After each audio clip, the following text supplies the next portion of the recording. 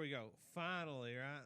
Yeah. All right. Finally, we are here back. Episode 2 of EMBLEMATIC, the official. As I said last time, though, it's the only South Laurel FFA podcast. We'll see how it goes. I've got here with me a very special guest. I want to explain why she's a very special guest here in just a minute. But let's let her introduce herself. So, Kiera, let everybody know who you are. So Okay. talk a little bit about your FFA experience, your SAE project, what you're doing now. Just, you've got the floor here to tell everybody who you are. Okay, so my name is Kiera Oakley. I went to South Laurel. I was an FFA member for 4 years at South Laurel and an FFA officer for 3. I competed in all kinds of competitions. I did just about everything I think that there was. I love the competitions. My SAE project was agriculture education. I went to Wine Pine Grove Elementary and taught agriculture lessons in their after-school daycare program. Now they don't have that anymore, so I'm teaching in some of the classrooms. I do some of them once a month, some of them once a week, and then as needed for the others. Right now I'm a Teach Ag ambassador for Kentucky. And yeah, that's about it, I think. All right. Well, I say she's a really special guest for 2 reasons. One, this is about her 60th take, I think, of doing some type of podcast.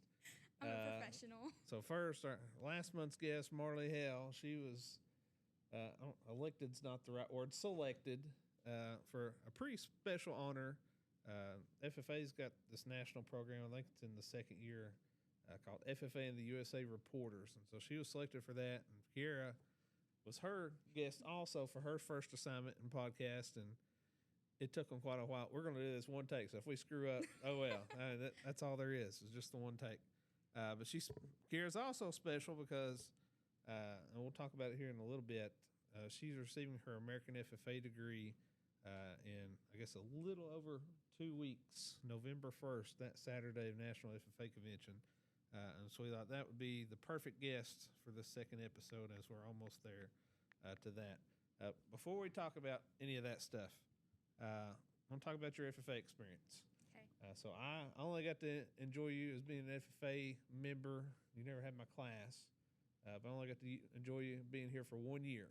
So a lot of these answers I probably don't know, so I'm interested to hear them. So we'll start off with your favorite experience, whether it's a trip, an activity, whatever it was. What was your favorite experience in FFA? My favorite experience was National Convention, and I can't just pick one time we went. I loved all of them, and I had a really unique experience because every time we went was different. So the first year we did a concert and rodeo. The second year we did a concert again, but we got floor tickets, and so that was really cool. And we did the rodeo, and we did some farm tours. And then the last year we didn't go to the concert. We went to Topgolf, and that was so much fun. I'd never been there before. And then at the rodeo, we got to hold the flag. And so I feel like I just got the best of it all when I went. Yeah, I may or may not have had a role in the lack of the concert in that last year. I still have PTSD, and if there's any fellow advisors listening to this from a few years ago, you probably do too from trying to get tickets. But Topgolf worked out great. It's become, now that's what we do. Nobody wants to go to the concert. They want to go to Topgolf. Even the kids that, they've never touched a golf club in their life. I think that's what makes it fun. Yeah, it makes it a lot better, especially in a kid that can't swing a golf club and That was me. beats me pretty bad based on their games. All right, what about contest? I know you did a lot of different contests. What was your favorite contest and why? My favorite contest was Parley. No question. I absolutely loved it. I only got to do it for 2 years because we didn't have it before that. And I think I liked it because it really challenged me.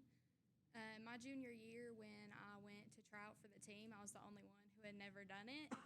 And all the other ones, they were the same grade. They were that iconic group. And they were all a lot better at it than I was. And so it was really hard, and I had to work a lot. And then I got on the team, and I like debating with other people. That was fun. But, yeah, that's about it. It's music to my ears when people say Parley. What about moments? Like, what if you had one memory that comes to mind what was your favorite memory during your time at FFA? Or I guess technically it's during FFA, but during your high school time. My favorite moment was definitely holding the flag at the rodeo.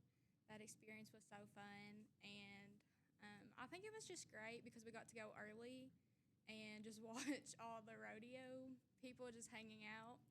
And it was just a lot of fun for all of us, and I don't know, I just loved it. That was an interesting time. Some interesting things happened that day. I talked on the last podcast. I mentioned, for everybody that I know, like you have your first memory, and I think I actually talked a little bit about that last time. Talked about your love for sharks. I learned that day at the truck pull. But also, I have always, and I think most people have this. They have their, when I say Kiera Oakley, or I think about Kiera Oakley, there's one thing that first comes to mind. And I was thinking for you that there's several. So there's the sharks thing, because that was the first time I met you, and I don't know why that's stuck with me all these couple years later. I actually have that blanket. Yeah. So I still remember that. I had the opportunity to come do an SAE visit when you were at Wine Pine, working with the preschoolers. That was a pretty neat experience to see. But just in general, I'd probably just remember you. We can't probably say on this podcast what we called you three, but you were part of that first group of senior officers that I had my first year here. And so I kind of, all of you three, I kind of rope you together because that first group's kind of special. But also, you're one of the first. I just had my first ever former student go through, complete his college education in Ag Ed and get his first job. And now you're kind of the second one, first one from South going down that line. So that's probably something that I think about. But transitioning that into something cool that you're doing now that you're in college, the Teach Kentucky or Kentucky Teach Ag program. Talk a little bit about that and what all experiences you've got to do during that.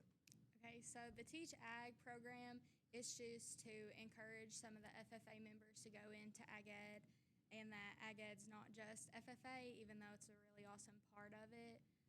Teaching is also the other component of it. I've got to have so many different experiences with different people. So I got to go to State Fair and have my workshop, and we had to teach ag signing. And then I went to FFA camp and got to talk to the people that was there that week. We had lots of fun. And then at State Fair, we made TikToks with some of the FFA members, and I think they loved that. Yeah, I think I was part of one of those TikToks. Yeah, you were. I don't know if you realize this. I had COVID at the time. Did not know that. So hopefully nobody got sick. I think we only had one person on the trip that got sick. But so you've enjoyed that experience, right? Yes, I absolutely loved it. I know every time I show up, you're rocking it out. You got a smile on your face. You love it. And that's something I don't do a great job of, is encouraging students to, one, go into agriculture, but two, to go into ag. This is the best job ever. No 2 days are the same. The last 2 days here have been crazy. But yeah, we've got the teaching part of it, but we can do all kinds of fun stuff. Yes, there's extended days. You work a little bit more, but it is worth it in the end. It's the most rewarding thing that I think I could have ever went into. And that's kind of what you're wanting to do. You're wanting to be an ag teacher. So why? What made you decide on this career path? There's really not just one thing that made me decide. It was a combination of things. So obviously my SAE really, that was probably the biggest deciding factor, because I absolutely loved it. And I love teaching, and then I love teaching agriculture. It's truly my passion, and honestly, FFA did really change my life. When I first started, I was so shy and wouldn't talk to anybody, and now here I am on a podcast. So, and I just like how you said no 2 days are the same, and it's hands-on, and I just think there's so many great experiences that kids can get through this, and so I just want to help students find those experiences and just encourage them and help them reach their goals. Yeah, I know the rewarding thing for me, and again, I've just got the 1 year with you here in high school, but if I was a math teacher, I might have you once. That's it. As an ag teacher, I get to see you hopefully from beginning to end. But even just seeing you from senior year to now, watching that grow, that's the most rewarding part of the job. For me especially, that's what brings joy to me, is see people take those leaps and bounds. You see a big one from freshman to sophomore year. Most of them figure out how to grow up a little bit, and then it gets really fun. But again, freshman to senior year, next year I'll have my first group of babies that I started with here at South. They'll be seniors. That's kind of hard to believe, but watching them go through FFA and do all the contests and grow it, there's nothing better than that. So ag education, that was a little bit of your SAE. That's part of your SAE project. And the big reason we had you on is you're getting your American FFA degree, which is a huge honor. I had down here, I was going to go through all the different requirements, but I'm not going to bore everybody with it. You can look it up on the internet. If you're listening to this, you may know already.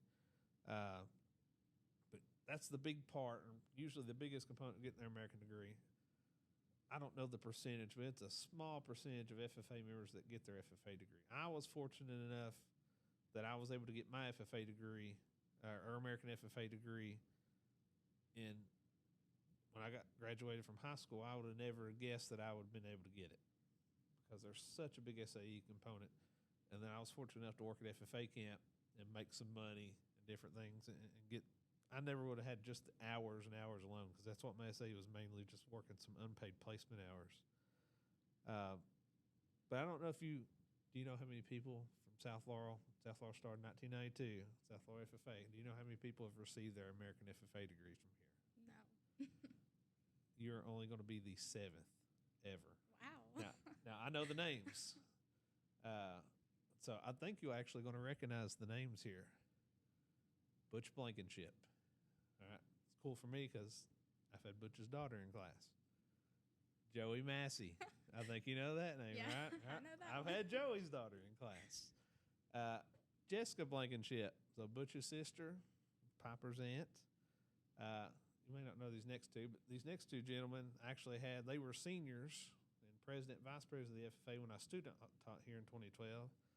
Michael Antos and Caleb Kirby. But I think you know Caleb's dad, Gary Kirby. Caleb is Gary's son. And then Anna McCorder. I think you recognize that name a little bit. So I was there for that one. And the next name, Kiera Oakley. So is that pretty cool? Yeah. All right, so making some history here. Again, we're pretty young FFA chapter compared to most places, but even then we've not did a whole lot with American FFA degree. So talk a little about, because you didn't just do the ag ed thing, you did some other stuff for your essay. Talk a little bit about those projects, and then I got one more question for you about those. Okay. So my other project that I did was working at Noah's Ark Animal Hospital, which is Joey's vet clinic. He was my boss. I loved it there. When I first started, I really didn't think I was going to be any good about it. I really just wanted to do the front. But I learned quickly that you were thrown in and have to be hands-on, and I absolutely loved it. I learned so many things that I still use. They really helped me out my college classes. I kind of am ahead on some things because I know how to do them, and it really brought me out of my shell, too, working there, and I just absolutely loved it. All right. So through all that, any of your SAE projects, what's probably been the hardest thing you went through, the biggest obstacle that you've had during your SAE project? That's a good question. Honestly, probably just like believing that I could do it myself. When I started teaching, that was really hard at first, to kind of get control of the room and, not let them run all over me. And then tailoring to preschool through 5th grade was one of the hardest things. It was so difficult. But in the end, it worked out. And then, like I said, at the vet clinic, I really did not think I was going to be able to hold down an aggressive dog that was trying to bite me or take a temperature. But I ended up doing it, and I loved it. So we've all, and I see this a lot with students, you're not as confident in yourself as other people usually are in you, which is a little weird feeling. I'll save that thought for another podcast. We're going to run out of time here before the day ends. All right, we're going to start trying to wrap this thing up and kind of ask some of the similar questions that I asked last month on the podcast. I don't know if I meant to always use this segment for just food, but London's up and growing place. We've got all these new food places. I think what was it I asked last time about Seven Brew, right? So we've got all kinds of new restaurants since then. We've got Jersey Mike's, we've had Zaxby's, we've had Cold Stone, the pretzel place with it. Was it Wetzel's Pretzel? All right, have you been to any of them? I've been to Jersey Mike's. That's the only one. All right, so was it worth the hype? Yes, it is 10 out of 10. We ate there twice last week. I love it. Oh, me too. I have burned it up. So we were fortunate enough to get some little cards here. The first weekend it was open, we could get $3 subs, and it was a fundraiser for the athletic part. I ate there 3 times. I burned that thing up. And every time I went in, it was all South Laurel people in there. it was kind of crazy. But yes, it was great. Now, I'm a big ice cream guy. I know Marley knows that. I love ice cream. Like McWhorter asked me, "Are we stopping for ice cream?" And I was like, "What do you think?" Of course we are. But I've not tried Cold Stone yet. I'm not either. I've never had Cold Stone. Oh, really? Never. I've been in places like Cold Stone, but I've never been in actual Cold Stone like the chain. So I'm excited about doing that. All right. We're going to get a little more emotional. This last month we were talking about this earlier. Abigail was about to cry last month when we went through this. And I don't remember the proverb. I was trying to look it up. But the proverb is something like, rarely does the person who plants the tree get to enjoy the shade. And you hear this a lot now. Giving somebody their flowers before they pass away. So we're not wishing anybody to be dead. But talking about your FFA journey, who impacted you the most during that time? There's so many people who impacted me, but I would honestly just have to say my advisors, in particular, Mr. McWhorter. Without him, I would not be going into agriculture education. He's the one who started my SAE. We were talking about it in class, and he was like, "Oh, here's an example. Kiera's mom works at a school, so she could go teach." And then after class, he's like, "That's really a good idea. I think you should do it." I was like, "I don't know."